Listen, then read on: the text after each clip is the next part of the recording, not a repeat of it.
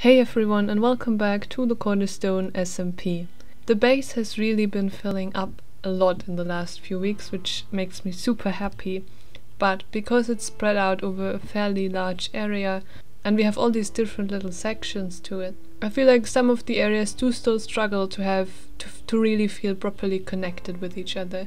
And one of those areas is that spot over there on the other cliff side. Let's hop down on one of these worm heads to get a better look. So over there, behind the rock in the caves, is of course the Dwarven Kingdom. So down there we have the dwarvish harbour. You know, there's the water mill, which is still kind of messy, and the prince's boat. And for one, that cliffside still looks kind of bland and boring. The area right next to the bridge, right? And that's where the tunnel ends that comes up out of the cave. So if you use that tunnel to get out of the cave, you kind of just end up in the bottom of the ravine, which might make sense if you want to go to the harbour, but there's not really a walkway yet that leads all the way up out of the cave, all the way up on the plateaus. I want to put in a big staircase that kind of makes its way up there on the side of the cliff. I'll start by just laying out the stairs themselves. If that makes sense, like the bit that you actually walk on of the tall staircase, with just stone. I think something that makes sense that the people here would have a lot of access to, or maybe we can even make it look a little bit like it was carved out of the rock. We'll see.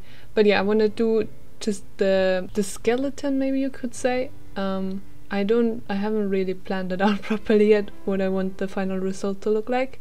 I'm kind of just gonna go with the flow on this one. So let's put in the stairs, see if we can make that make sense the way that it leads up. A staircase like this is of course functional. You want to make sure that it's a quick and easy way up, but it should also look good in the end, of course. So let's maybe have a turn here. I'm keeping it 2 blocks wide, I think that works. And there's the water basin coming up, so I think we need to do another turn. Let's look at what we have so far. Yeah, I think that's gonna look really cool actually. That's gonna be an awesome staircase, really interesting as well. Just a tall staircase like that on the side of the mountain. And will definitely make walking up there a lot easier. We're already getting very close to the bridge. Yeah, I think we can already turn here again, because you can see it's already a bit more distant from the cliffside again. And then just have it go straight upwards. Yeah, and I want to connect it up to the bridge there. Let's get rid of that dirt here. We can have just some stone running along there. A little bit of path blocks to blend it in with the stone, not have too harsh of a transition. Oh, I think that's actually gonna work out. Yeah, it's working out perfectly. Oh, I love when that happens. Awesome. So there's the staircase for now. It of course needs support. I think I really just want it to be like heavy stone blocks that it's sitting on, like kind of just square stone support. Let's just walk up and see how it feels. Yeah, okay, that's much easier than having to climb up there on just the natural generated terrain. I think I'll just fill it in with the stone and stone bricks, and then we can detail it out a little more. And it's done. I mixed in a bunch of cobblestone and some walls for texture, and the only thing that's now left to really finish it off is I want to put in some torches and lanterns on these little posts that we have there that you can see for lighting. And so that you can kind of understand why I think that it's so important that all the areas of the base feel connected to each other and are connected to each other. You can see here we started in the Dwarven Kingdom down in the rock, that big world that we're working on there, that's its own kind of thing. And now we're coming out through that tunnel that leads to the dwarvish harbour down in the bottom of the ravine. That's an important part of a base, and we can walk all the way up while having a nice view on the earthworms, up to the bridge that connects the 2 halves of the base on the outside with each other as well. And I really hope that this will encourage visitors to explore the base a lot more as well. And speaking of encouraging exploration, there's another small thing that I want to add around the base in regards to that, and that is signs. I want to put up signs that that point to the different sections of the base, the little sightseeing spots you could call them, that I also marked here on the map last episode. So for example the earthworms, the arena, the frog house, etc. So signs like this that'll just tell you the direction of where all the little sightseeing spots are, and then all you have to do is follow the pathways that we already have put in. I'm not gonna show you all of them because that's kind of boring, but here we for example have, you know, one that just shows all the stuff that's over on the other side of the bridge, and then the other one that has the train station and the Dwarven Kingdom and harbour, because we have that pathway leading down there, of course. And now I want to put in one last one over here by that earth arch that Matt built, that just points to the hobbit hole, because that's a little, you know, on the edge of the base, kind of a bit more separate from the rest, to make sure that that's also not neglected just because you don't see it immediately.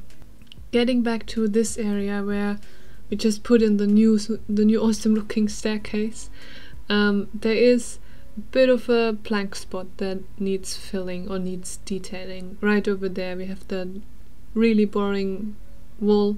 We could make the terrain look more interesting, but I think I'm actually gonna wanna put a build in there.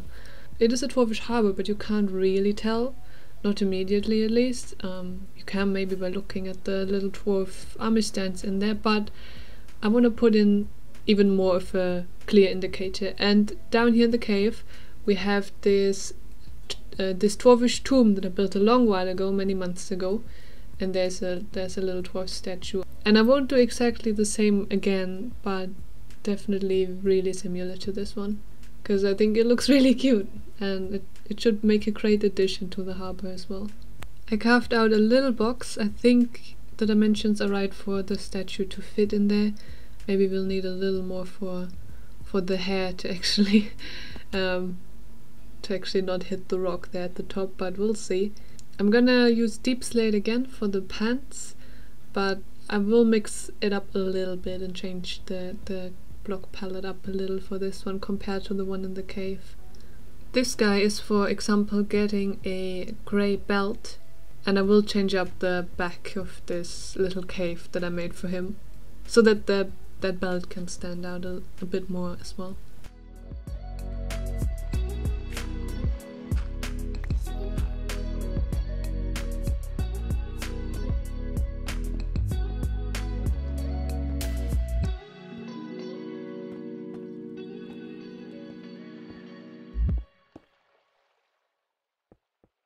And there he is.